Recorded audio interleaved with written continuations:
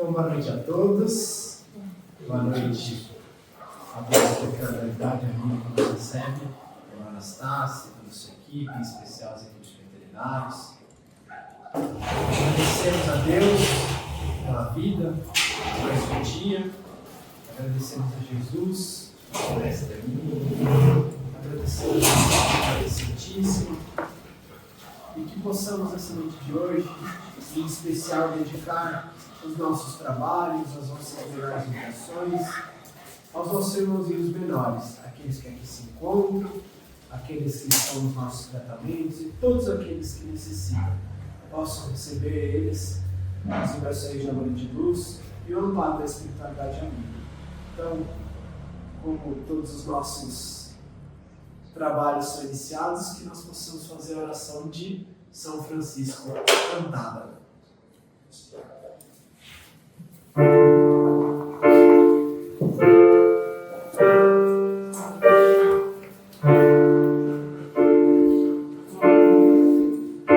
Senhor,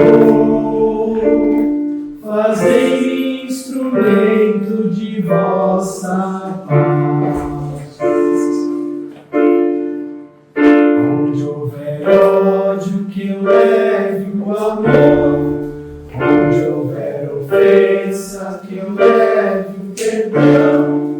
Onde houver discórdia, que eu leve a união. Onde houver dúvidas, que eu leve a fé. Onde houver erros, que eu leve a verdade. Onde houver desespero, que eu leve a esperança. Onde houver tristeza, que eu leve a alegria. Onde houver trevas, que eu leve a luz.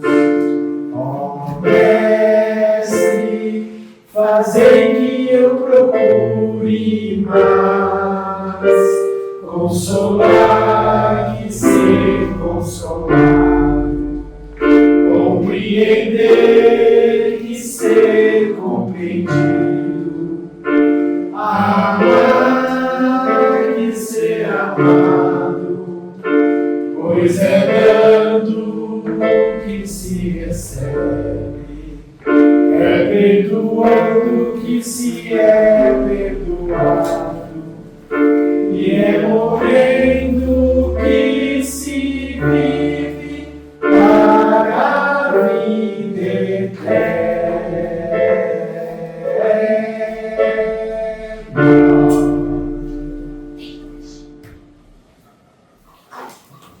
Que assim seja. Então nós vamos fazer a leitura do Evangelho. Alguém gostaria de abrir? Vamos já! Vamos.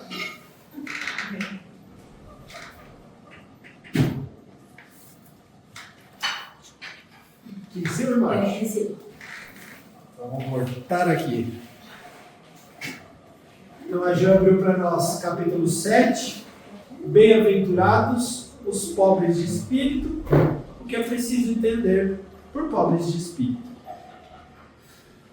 Então, vamos lá. O que hoje a gente entende por pobre de espírito? Se eu falar para vocês assim, nossa, essa pessoa é pobre de espírito, o que a gente pensa? Não evoluída. Pessoa não evoluída, uma pessoa grossa, rude, nossa, que pobre de espírito, ignorante, uma pessoa sem educação, né? Egoísta. Porque quando você fala pobre, remete a um sentido mais pejorativo, né? Pobre de espírito, uma pessoa com espírito, vamos dizer assim, não evoluído, né? Só que o sentido que o Evangelho traz como pobre de espírito, ele não é um sentido ruim, uma vez que se encontra esse termo nas bem-aventuranças. O que quer dizer isso? Para ser feliz, de um modo geral, se a gente traduzir bem-aventurado como felicidade, nós devemos ser pobres de espírito. Mas então tem que ser uma pessoa ruim, ignorante, pobre de espírito? Sim, mas o pobre de espírito no sentido do Evangelho. E se nós formos parar para pensar, né, o pobre de espírito, ele está querendo dizer assim, mas no sentido como sendo aquela pessoa que é rica em espírito, o espírito dela está inflado, aquela pessoa que está com o espírito grande, né? Que está se achando, se a gente assim puder dizer. E aquele pobre em espírito, ou pobre de espírito, é aquela pessoa que está na dela, o espírito dela está contido. Então, quando a gente vai falar de pobre de espírito, nós estamos nos referindo aos humildes, que é o contrário daqueles que são ricos em espírito, que são os orgulhosos. Então, quando o Evangelho trata de pobre de espírito, que é uma bem-aventurança, que é algo desejável que sejamos, ele está falando, sejam humildes. Então, muitas vezes a gente pode até interpretar erroneamente uma passagem por não entender o real significado, aquilo que Jesus queria trazer, ou muitas vezes o que podia ser habitual na linguagem à época, que hoje, ou nas traduções, foram perdendo o sentido, como foi se perdendo esse sentido na sociedade. Hoje, pobre de espírito, se você falar para alguém, você está falando uma ofensa, no sentido pejorativo. Então, esse trecho ele vai justamente trabalhar esse conceito, que é preciso entender por pobres de espírito. Então, vem esse título dessa Bem-aventurados pobres de espírito, vem do capítulo 5 de Mateus, versículo 3, que diz: Bem-aventurados os pobres de espírito, pois é deles o reino dos céus. E, então, essa mensagem, ela vem trazer para nós o seguinte: a incredulidade se diverte com essa máxima, né? Então, aqueles que não acreditam, né? Aqueles que contestam, seja a passagem evangélica, ou seja o que o Espiritismo auxilia na compreensão, né? Eles se divertem com esse ensinamento, bem-aventurados os pobres de espírito, como com muitas outras coisas, sem compreendê-la. Por pobres de espírito, Jesus não entende os homens desprovidos de inteligência, mas os humildes. Ele diz que o reino dos céus é deles, e não dos orgulhosos. Vamos voltar ao conceito que o Espiritismo nos ajuda a compreender, né? O Espiritismo nos ensina e bate muito em cima dessa tecla que a grande chaga da humanidade, ou as grandes chagas, os grandes seguradores da nossa evolução, aquilo que nos prende ainda a um estado de pequenez espiritual, é o orgulho e o egoísmo, né? O egoísmo é aquilo que eu quero tudo para mim, e o orgulho em que eu me acho mais importante, melhor ou maior do que os demais. Mais bonito, mais rico, mais poderoso, mais inteligente, seja lá o que eu me colocar como mais, né? Às vezes a gente se veste, se ornamenta de algo, de uma virtude que nós não merecemos tê-la, né? Nós achamos, ou nós nos colocamos as máscaras buscando nos colocar numa posição que às vezes não é o local adequado para nós. Lembrando que Jesus, né, já nos ensinou que aquele que realmente é maior, aquele que realmente é grande, aquele que realmente se encontra num lugar privilegiado, num lugar de alta hierarquia no reino dos céus, é aquele que é o que se doa mais, é aquele que é melhor de coração, né?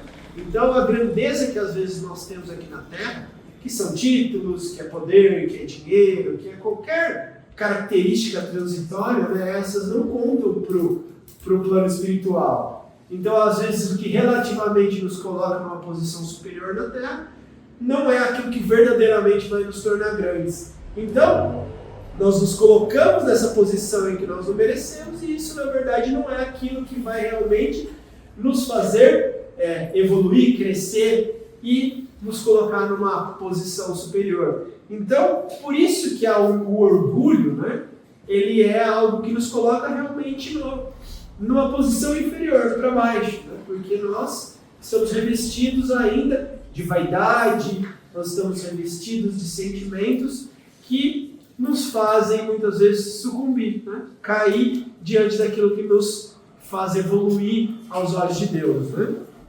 Então, Jesus não entende os homens desprovidos de inteligência. né? Mas os humildes. Jesus cansou de mostrar a humildade, falar sobre a humildade, né?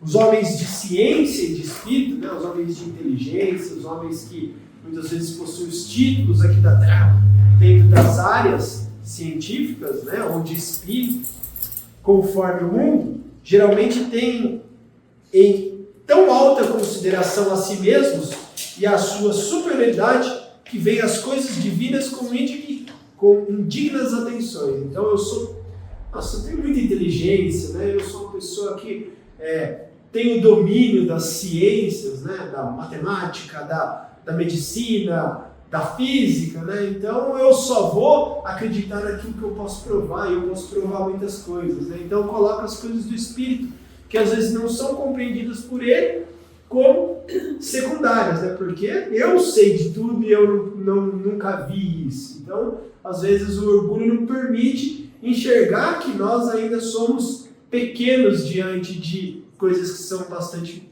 mais até importantes do que nós mesmos, né? Seus olhares concentrados em sua pessoa não podem elevar-se a Deus.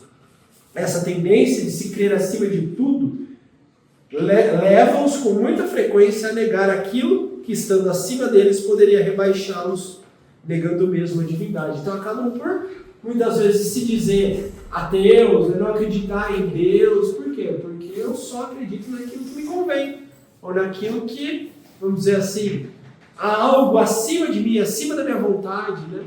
Não posso estar no comando de tudo, então é melhor não acreditar nisso ou deixar isso para lá, porque eu preciso estar no comando, né? Essa tendência de se crer acima de tudo, então, leva a negar a divindade, ou se consentem em admiti-la,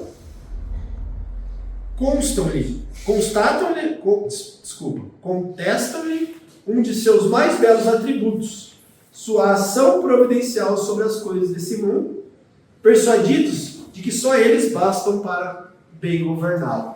Então já pararam para pensar quantos daqueles que adquirem sucesso, dinheiro, títulos, falam assim: eu consegui tudo isso pelo meu mérito, pelo meu esforço. Mas será que foi só pelo meu esforço? Será que foi só pelo meu mérito? Ou será que, diante de Deus, né, eles foram colocados num ambiente onde ele poderia chegar naquilo que ele quis, né? Ele teve capacidades físicas que o permitiram atingir aquele objetivo. Porque imaginemos, né, que dentro daquilo que o Espiritismo nos ensina, né, eu venho numa encarnação, eu sou um indivíduo muito inteligente espiritualmente, mas eu fiz mau uso dessa inteligência. Então, numa outra encarnação minha, eu venho com um problema no meu corpo físico que não permite, um problema neurológico, um problema em sistema nervoso, e eu não consigo manifestar aquela minha inteligência. Então não estava nos planos de Deus que eu manifestasse aquela inteligência que o meu espírito traz. Mas aquele indivíduo que atingiu aquela posição hoje, ele pôde usufruir do seu intelecto. Ele foi colocado em condições que ele pôde ter estudo, ou estudar, ou entrar em contato com algum tipo de ciência da Terra. Mas não, é o meu esforço, eu fiz tudo isso sozinho. Então a gente às vezes não entende que nós estamos inseridos no meio necessário do nosso desenvolvimento. Não cabe somente a nós. Se não for dos planos de Deus, que é alguma coisa que eu quero muito aconteça, eu não vou conseguir.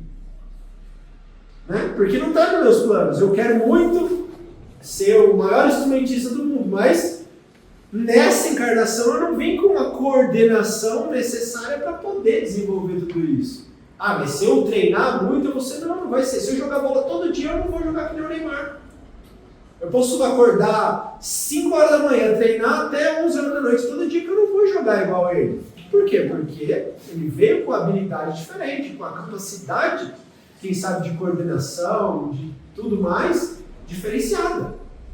Ah, mas é dele? Não, estava nos planos de Deus. Aquele indivíduo tem sim o mérito daquele indivíduo se desenvolver, né? Perseverar, fazer a parte dele, mas tem que ter a parte que faz parte do planejamento. Então nem tudo está nas nossas mãos, nem tudo é só nosso, né? Ah, mas eu fui criado numa família muito pobre, eu tive que vencer as adversidades. Quem sabe esse meio não fez com que aquele indivíduo se desenvolvesse e conseguisse vencer? Se ele tivesse sido colocado num ambiente onde ele estivesse numa zona de conforto, às vezes ele não teria chegado onde ele chegou. Então, a gente precisa entender que nem tudo é nosso. Nem tudo aquilo que aconteceu foi nosso. Né? Que foi muito daquilo que foi se desenrolando nas nossas vidas, foi pela providência divina, por aquilo que Deus, né, em seus planos colocou no nosso caminho. E a gente sempre coloca a nossa vontade, o nosso esforço, a nossa pessoa, o nosso intelecto, né, como sendo aquilo que nos fez chegar onde conseguimos. Então é isso que muitas vezes os incrédulos, os materialistas, os homens de ciência, eles não enxergam. Que existe um Deus que é muito maior do que nós. Existem planos divinos que muitas vezes é maior do que as nossas vontades. Né? Então, o orgulho, né, que nos coloca nesse patamar, ou que nós nos colocamos nesse patamar, ele é muito prejudicial para a nossa caminhada espiritual, assim como o nosso egoísmo, que é ao contrário da caridade. Né? Por isso que é colocado como as chagas, as feridas da humanidade. Né? Então, só para finalizar, que hoje é mais breve, né? Então, sua ação providencial sobre as coisas do mundo, persuadidos que só eles bastam para governá-lo. Tomando sua inteligência como medida da inteligência universal e julgando-se aptos a compreender tudo, não podem acreditar na possibilidade do que não compreendem. Quando se pronunciam, para eles, seu julgamento é inapelável. Então, se recusam a admitir um mundo invisível e um poder extra-humano, não é, todavia, porque isso esteja acima de seu alcance, mas porque o seu orgulho se revolta com a ideia de algo acima do que não podem colocar-se e que os faria descer de seu pedestal. Então, o meu orgulho não permite entender que há algo maior que os meus planos, né? Ou que nem tudo aquilo que eu consegui foi somente pelo meu mérito, e sim, vamos dizer assim, como ajudinha divina também, da espiritualidade e assim por diante, né? Das pessoas que me cercam, das oportunidades que nos foram concedidas, né? Então, acho que eu vou parar por aqui. Aqui a gente já pode ter uma grande noção do que está sendo trazido, né? Se a gente parar para pensar no orgulho, é só a gente refletir sobre orientações, né? Imagine que eu estou fazendo algo de errado e aí eu chego para alguém chega para mim e fala: Augusto, você não é bem por aí. Mas como aquela pessoa vai falar justo para mim, Augusto, né? Eu que sou inteligente, eu que sei fazer aquilo, aquela pessoa vai querer me dar uma orientação. Quem é ela para fazer isso? Então, quando a gente se coloca com orgulho em alguma determinada situação, nós já não permitimos o aprendizado, a mudança, a ver as coisas por outro aspecto. Por quê? Porque eu me coloco acima do outro. Então, como que o outro que está abaixo de mim, ele vai poder me ensinar alguma coisa? Então, olha como que a humildade é necessária. Quando a gente é humilde, às vezes, mesmo que seja, não devo fazer o que ele está falando, a gente aprende. Fala, vamos escutar. Vai que tem alguma coisa de bom. Né? Vai que aquela pessoa sabe mais do que eu. Ah, mas ela não teve o estudo que eu tenho. Mas olha que na vida ela já traz experiências que a fizeram compreender aquilo. Dentro da ignorância que eu acho que ela tem alguma coisa para acrescentar para mim. Então, quando a gente se coloca com humildade, que é compreender que nós somos todos irmãos, estamos todos submetidos às mesmas leis, né? Estamos todos no mesmo patamar, vivenciando cada um as suas experiências, nós vamos conseguir, né, aurir dos demais, conseguir receber, conseguir aprender, conseguir se desenvolver. E o orgulho ele impede a gente de receber, né? de quem sabe, trazer para dentro de nós aquilo que o outro pode fornecer, ou aquilo que nós não temos, mas achamos que temos. Né? Então, o orgulho ele nos impede muitas vezes de aprender, de se desenvolver. Né? Quando somos orgulhosos em determinada situação, eu não peço desculpa, eu não volto atrás, né? Eu não dou o braço a torcer, o que a gente está fazendo? Indo contra, né, a lei do amor, contra desfazer os laços de ódio, de raiva, de briga, de confusão, de contenda, que é contra a lei do amor. Por isso que isso vai entravando, o orgulho entrava a nossa caminhada, né?